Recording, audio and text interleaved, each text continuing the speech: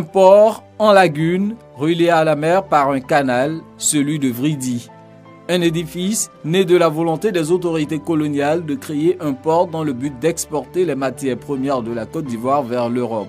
Nous sommes en 1896, deux projets de port sont à l'étude, l'un vers Grand Bassam et l'autre vers Grand Laou. Le premier projet est porté par le premier gouverneur de la Côte d'Ivoire française, Louis-Gustave Binger, le second par le capitaine Jean-Baptiste Marchand. Des projets qui vont connaître des échecs dès la phase de percée du cordon littoral. Les ouvrages de protection du débouché en mer et les appontements annexes étaient engloutis par de vastes effondrements vers un trou sans fond découvert en 1845 par l'explorateur français Boué-Villomèze.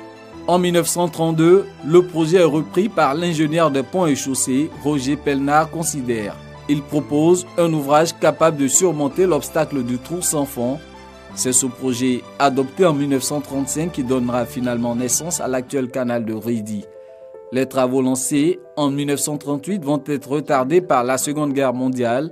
En 1950, l'édifice sera achevé. Depuis, la lagune ébriée et l'océan Atlantique sont connectés grâce à un canal long de 2,7 km sur 370 mètres de large avec une profondeur de 11 mètres. Suivra ainsi la mise en service du port autonome d'Abidjan le 5 février 1951.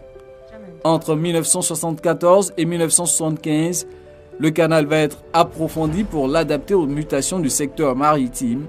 Il va ainsi passer de 11 à 13,50 m de profondeur sur une largeur de 150 mètres.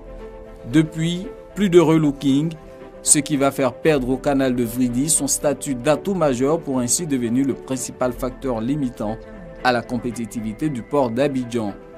40 ans plus tard, sonne enfin l'heure de la Renaissance. Le 6 octobre 2015, les travaux d'élargissement et d'approfondissement de la passe d'entrée du canal de Vridi sont lancés. 3 ans plus tard, l'ingénierie chinoise opère la métamorphose. La passe d'entrée mesure désormais 350 mètres de large contre 200 mètres auparavant. Le port d'Abidjan peut de nouveau accueillir les grands navires de plus de 300 mètres de long ayant un tirant d'eau de 16 mètres.